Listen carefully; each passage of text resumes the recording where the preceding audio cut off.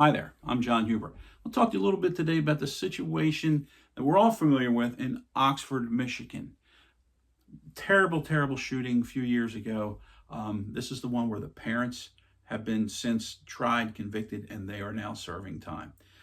It is also the one where, if you remember, the student was identified by some teachers and a variety of people, sent to the counselor. The counselor got the student down, talked to the kid, and then they called the parent in. The parent came in and they sent the kid back. It's a little more complicated, but they sent the kid back to class. And then the kid um, ended up shooting some people in the school. It's a terrible thing. But what we're missing in this, okay, what we're missing, and I believe this is a larger underlying issue that those folks who are not in education don't completely understand. The issue is, I believe, the relationship between the school, between the counselors, the administrators, and the SRO. I've been thinking around and thinking around trying to find out, was there an SRO at the school?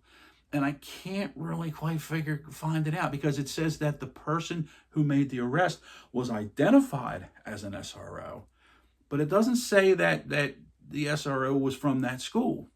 And it says another deputy was there, and they talk about the deputy responses and this sort of thing. So was there an SRO on staff? I found one article that said they didn't call for an SRO and they didn't call the local sheriff's office. So therein lies an issue.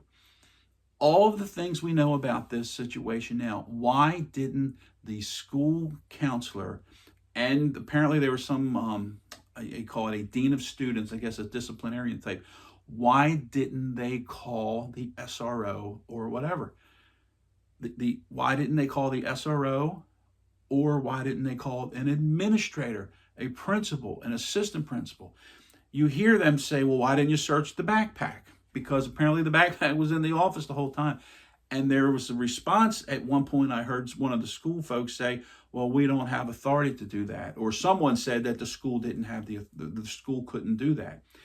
And people got terribly upset because they said, well, they search for cigarettes and vapes all the time. You mean to tell me they can? My suspicion is the counselor can't search, the dean of students can't search, but an administrator can.